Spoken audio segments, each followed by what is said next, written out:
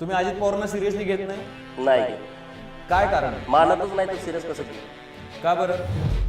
राज्यातील बारामती आणि राहुरी विधानसभा पोटनिवडणुकांच्या पार्श्वभूमीवर राजकीय वातावरण तापलं असून भाजपने 40 स्टार प्रचारकांची यादी जाहीर केली आहे. या यादीत मुख्यमंत्री देवेंद्र फडणवीस यांच्यासह अनेक दिग्गज नेत्यांचा समावेश आहे. भाजप आमदार गोपीचंद पडळकर हे त्यांच्या आक्रमक आणि वादग्रस्त वक्तव्यांमुळे चर्चेत असतात. आता पडळकर हे पुन्हा एकदा चर्चेत आले आहेत. 2020 मध्ये गोपीचंद पडळकर यांनी शरद पवार यांच्याबाबत महाराष्ट्राला लागलेला कोरोना अशी गंभीर टिप्पणी केली होती. या वक्तव्यावरून त्यांच्यावर गुन्हाही दाखल झाला होता. गोपीचंद पडळकर पवार कुटुंबावर भ्रष्टाचार, जातीवाद आणि गुंडगिरीचे आरोप करत असतात. तसेच अजित पवार, सुप्रिया सुळे, शरद पवार आणि रोहित पवार यांच्याविषयी अपमानास्पद टीकाही त्यांनी केलेली आहे.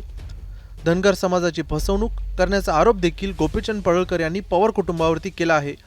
तसेच मी अजित पवारांना सिरियसली घेत नाहीत त्यावेळी वक्तव्यही केलं होतं.